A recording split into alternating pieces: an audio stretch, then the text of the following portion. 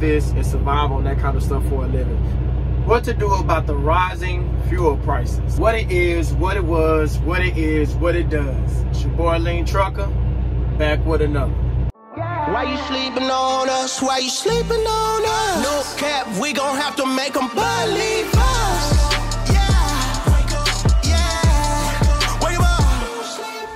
If you're new to the channel, I'm a own operator with my own authority here in the Dallas-Fort Worth area. Been doing it for going on 6 years in the flatbed division, all 6 years. And I'm also into the fitness side of things as well.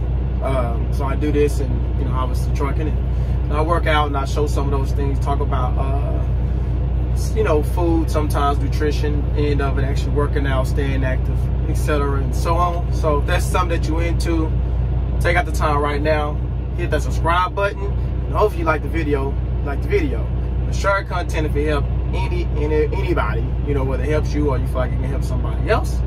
Okay, so now let's go and get into the video. In my humble opinion, you really only have 3 choices. You can sit, which I actually been sending a lot of, it seems like a lot of people are doing it. I seen that my yard is hard to park. I get into that too, but this is part of the video as far as, you know, sitting and stuff. But anyway, let's just get to it. You can choose to sit, you can run cheap brakes, or you can negotiate. Now, honestly, to me, you only really have one real option. I'm gonna go through these other 2 and tell you why I don't believe that they're sufficient. Sitting. The problem with sitting is you gotta have money. You gotta have disposable money, saved up money, however you want to look at it, because the bills keep coming. So sitting, to me, is not a real option. Having said that, and I'm gonna explain that as well, what I was going with on where I park at. So where I park at is very unconventional. I showed in one of my videos, I'll link it in here somewhere, where usually when you pay for your trucking spot, it's your spot. So the basic way it works is you move your 18-wheeler and then you park your personal vehicle. You know, that's just your spot, save your spot. And, you know, when you come back in, same thing, you move your personal vehicle, park your 18-wheeler, and you go on about your day. It's called assigned parking. I guess I should have just said that. Assigned parking. In my case, where I park at, there is no assigned parking. It's you just get in where you fit in. First opening you see, or whatever you feel comfortable backing into, that's it. You just take that spot. Where you park at is outside of the trucking area. You just find you somewhere to park, and I don't like it. I want a sign, number one, but that's not the point of the video. The point of the video, the reason I'm bringing this part up with this video is why you can't afford to sit. Even though I've seen, it appears that the reason I brought that up with the my truck yard, on top of this, because I'm having less spots to choose from the park where usually when I come back, because I'm usually at home every night. So when I come back, I got several different spots because I usually get back in around 3 or 4 o'clock in the afternoon. Well, now that part don't matter. It's a lot of people sitting home since these diesel prices rose up. Now check this out.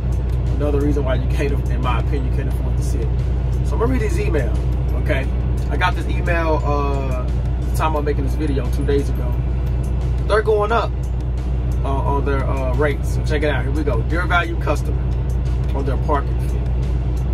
In an effort to be completely transparent, we wanted to inform you that starting May 1st, 2022, the parking rate will increase to $200 plus tax per month per spot.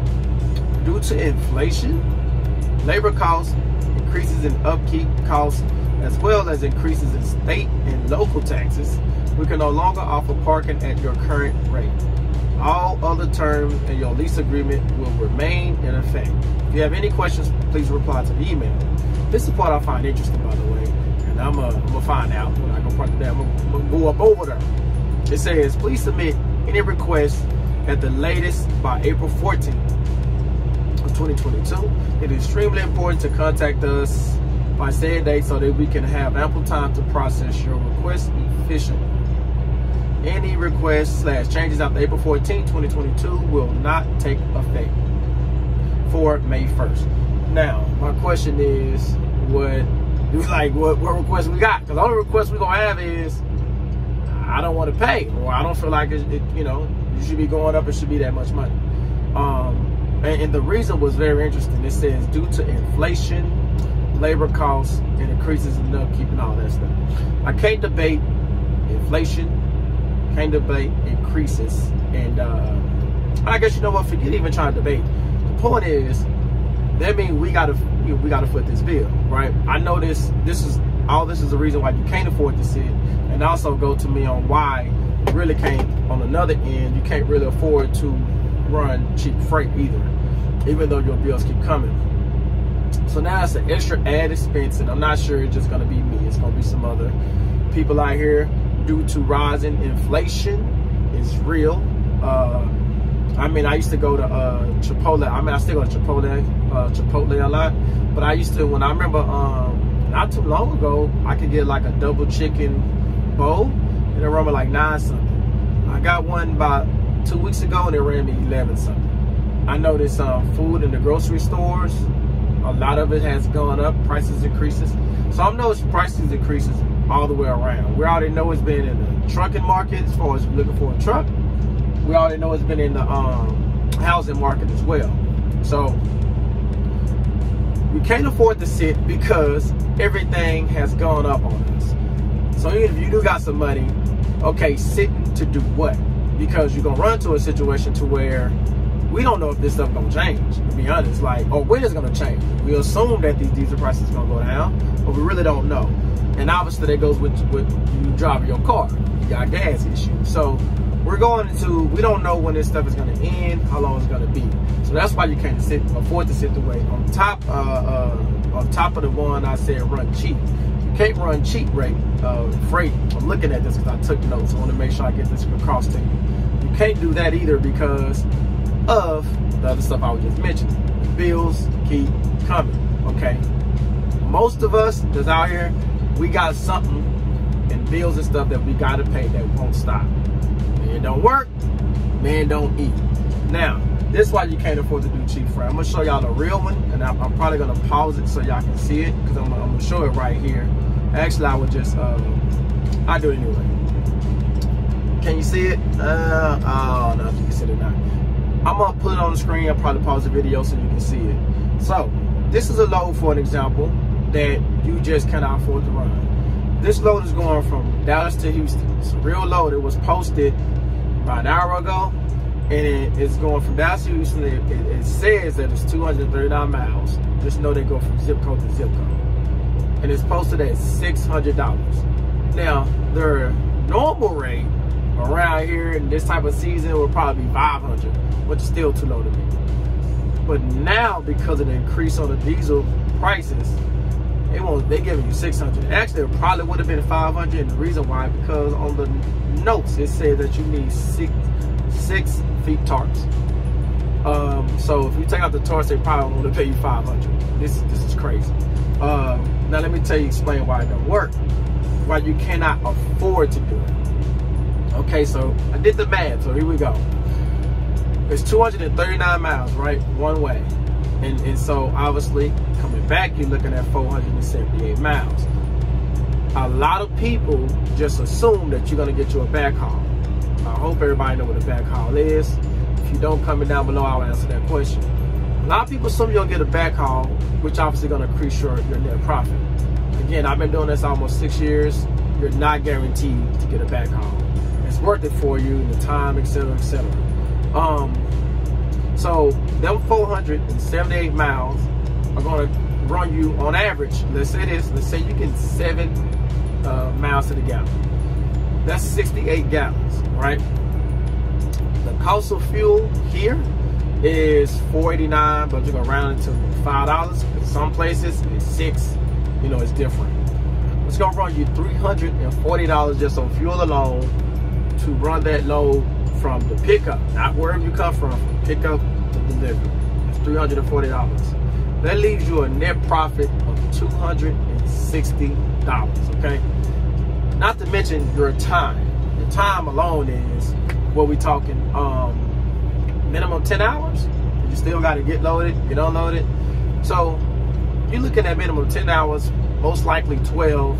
You're going to profit $260. If you do that over the course of a week, we're talking what, about almost $12.50 or so. That's like a company guy. You can't do this and survive on that kind of stuff for a living. That $260 that you profit that day, if you blow a tire, it's gone. Actually, you're gonna be in the negative by blowing a tire. Any issue you run, you're in the hole. And how you gonna catch up, right? So the answer is not sitting. And obviously you can't take cheap freight. So that means your only answer is to negotiate. It's non-negotiable to not negotiate. If you want to survive out here in this current market, you have to negotiate. It really needs to be a collective of us. We all know that, you know, that if we had this union and we stood together and all the other stuff. But I'm just saying, I'm telling you, from me to you, you don't probably have a choice, okay? I understand everybody got different kind of bills and different kind of things like that, but you, as I just broke down, this you can extrapolate this, I hope I said that word right, onto you know, longer loads. It ain't gonna change some of the equations that we're talking about here. You have to negotiate in order to just afford to stay in business. And let's be real, nobody just wants to stay in business. We wanna thrive, we wanna prosper, okay? It's not just simple enough just to get by. So I'm saying negotiate.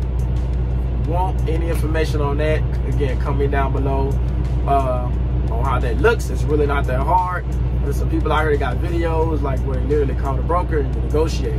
It's really a yes or no. I just go ahead and say it. You got to put your own words together, because I'm not going to do a fake phone call. But what I will say is, have your rate when you call on what you want. You can do it two ways. You can have on what you need, you call, and what you want. Obviously, those two different things. What you need is for it to be worth it to you, okay? Where to the end of the day, I mean, at the end of all that, your profit margin is going to be worth it for you. What you want, I guess you call like a bonus, icing on the cake. And you don't take no for an answer. They say no, you can't let me rephrase that. You can't control what they say. You can take no for an answer, but what I mean is, do not go below your need for none of them. Because at the end of the day, you the one gonna be on the hook, okay? That's it. Again, anybody new to this or any of my returning people, hit the notification bell so you know when I'm dropping these videos. Some of us get lost in the mix. Hit the like button for me, subscribe. Anything else you'd like to see, holla at your boy, okay? That's it. Keep it in mind, stay on the grind, one day at a time. Salute.